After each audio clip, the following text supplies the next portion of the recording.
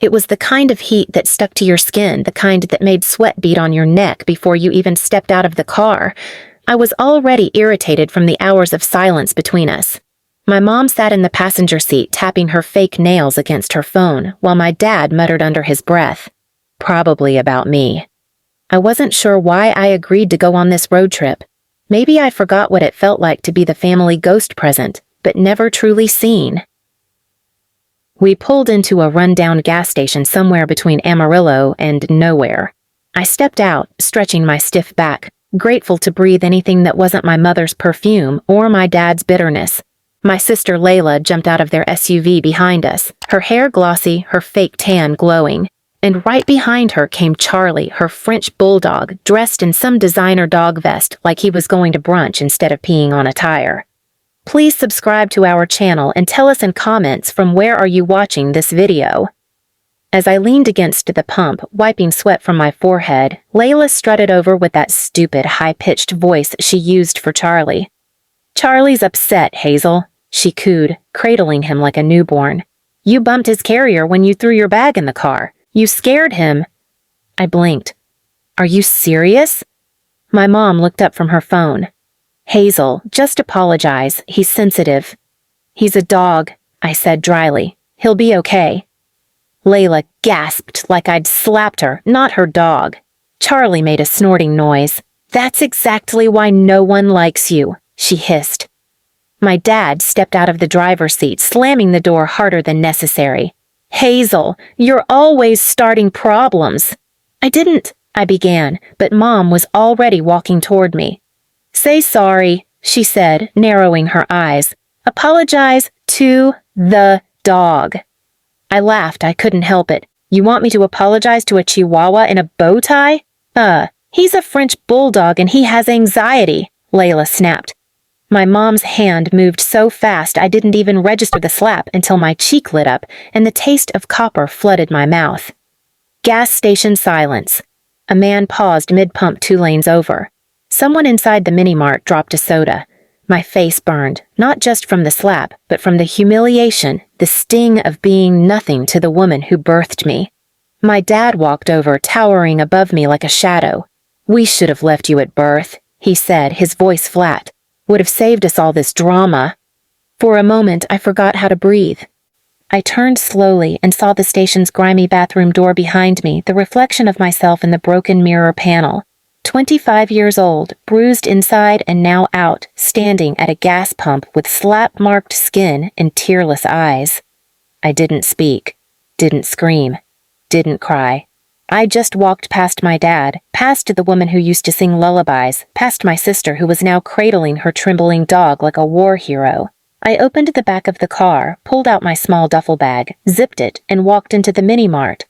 Inside, a teenage clerk was texting behind the counter. "Is there a bus stop around here?" I asked, my voice calm.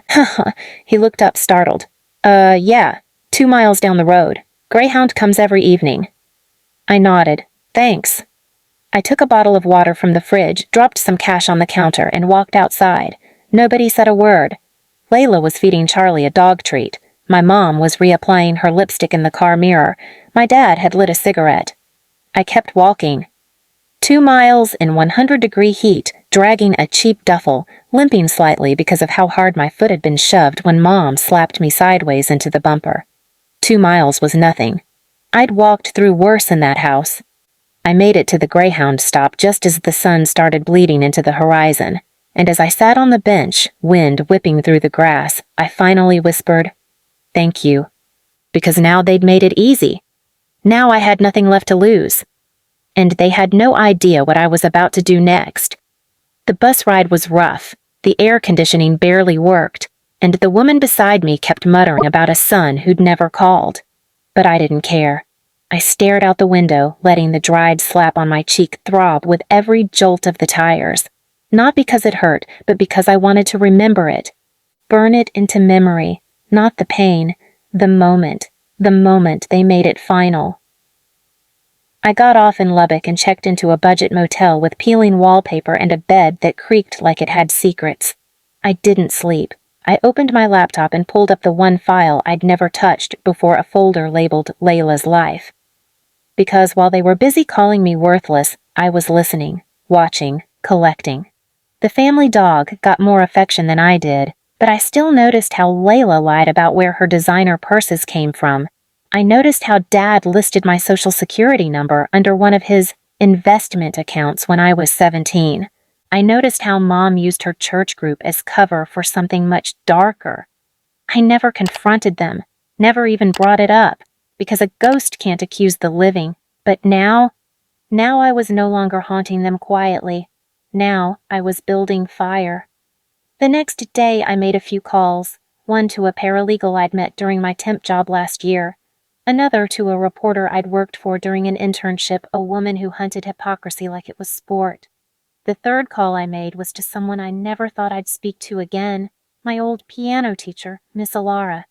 She answered in her usual whisper, "Hazel, is that you?" I swallowed hard. "I'm ready." "Are you sure?" I looked at my reflection in the motel mirror. Same brown eyes, same tired skin, but something sharper behind them now. A weapon, not a wound. "Yeah," I said. "I'm done being their joke." The plan took a few days, not perfect, but poetic. First, the paralegal helped me document everything I had Layla's fake designer resale scams. Dad's use of my ID for shell accounts, Mom's weekly donations that strangely coincided with monthly bank spikes. It was all legal barely, but not when strung together, not when leaked just right. I didn't need to ruin their lives, I just needed to tilt the spotlight. Next, I booked a return ticket not to go home, but to a nearby town they'd be passing through for Layla's engagement party weekend. They'd rented a lake house, private, fancy. Not their style, but Layla's fiancé came from money, and she wanted to impress his family, which meant everyone would be there. Except me, of course. Until I was. I didn't barge into the party. I didn't scream or cry or wave papers in their faces. No, I waited. I rented a kayak, wore sunglasses, drifted along the edge of the lake like a ghost with a paddle. No one noticed me, not when they were busy taking pictures in front of custom Layla Chase banners. But I saw everything. I saw Mom holding court with her wine glass, gossiping about her own daughter like she didn't slap her across a gas station last week. I saw Dad laughing with Layla's future father-in-law, pretending to be a real estate genius. I saw Layla smug, glowing, fake as ever. Then I saw Charlie, the dog, sitting on a white cushion at a private dock, chewing on some overpriced dog biscuit. I paddled closer, close enough to see his stupid vest. "Hazel?" The voice came from the dock. Miss Alara stood in a long blue dress, face unreadable. I nodded once. She opened her bag and pulled something out a thick yellow envelope.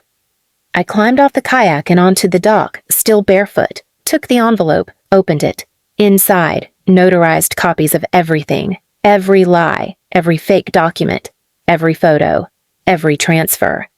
It was time. I left the envelope on the cushion next to Charlie. Then I turned and walked away. Back in the trees behind the house, I heard the scream. "Who put this here? Who the hell put this?" Dad's voice, then Layla's panicked cries, then the sound of a chair crashing. I didn't look back. Instead, I walked toward the road where Miss Alara had left her car parked. She didn't speak, just drove, calm, silent. And I smiled. Because that scream? That was just the beginning.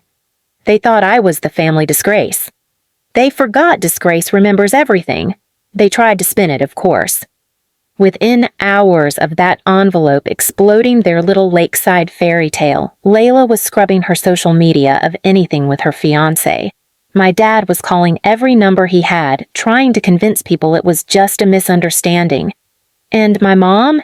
She tried to say the documents were forged, that someone had planted them. But the real problem wasn't the envelope. It was the timing. Because while they were busy trying to cover their tracks, I had already handed a second set of files to someone else Chase's older sister, Amelia, a woman with a nose for dishonesty and a hatred for anyone who pretended to be something they weren't. She didn't even wait 24 hours. She showed the documents to her family, Chase's family, and by that night, Layla's $30,000 engagement ring was clattering across the floor of her Airbnb while Chase shouted, So this is what your family taught you? The wedding was called off. The partnership Layla had tried to form with Chase's cousin, a fashion brand launch, collapsed. And Layla, poor Layla, ended up right where she started, with Mom in a dying rental, trying to sell knockoff bags online again, pretending nothing had happened. But it wasn't enough for me. Because they never apologized. Not for the slap, not for the years of humiliation, not for telling a gas station full of strangers that I was less than a dog.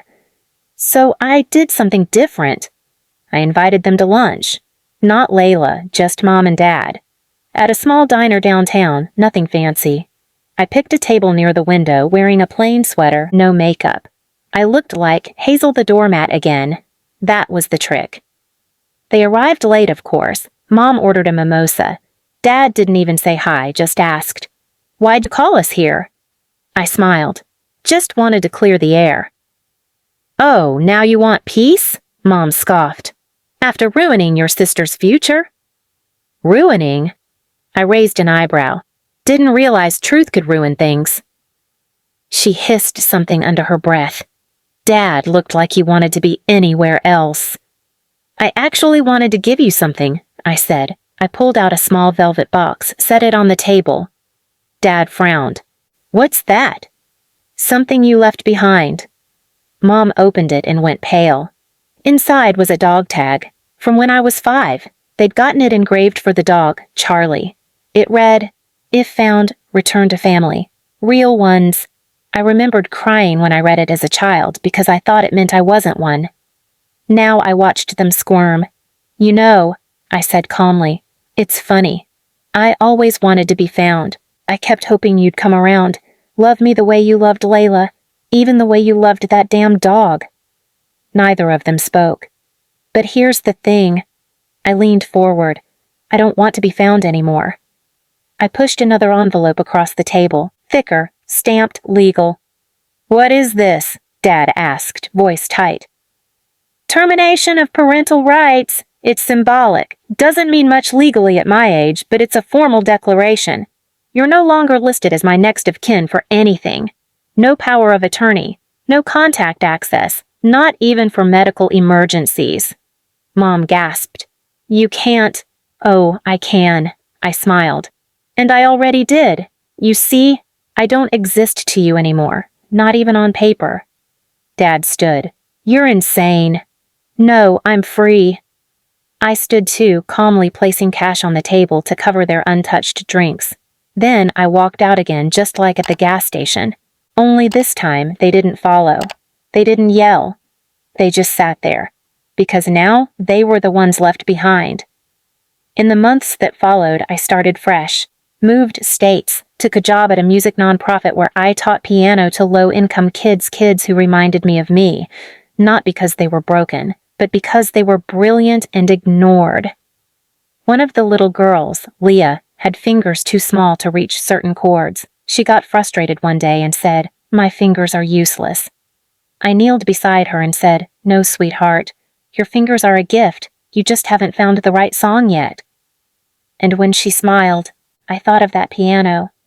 That day, Layla slammed my daughter's fingers in it, told her they had no purpose. They were wrong. Our hands are meant to build, not beg. And I'll never beg again. Please subscribe to our channel and tell us in comments from where are you watching this video.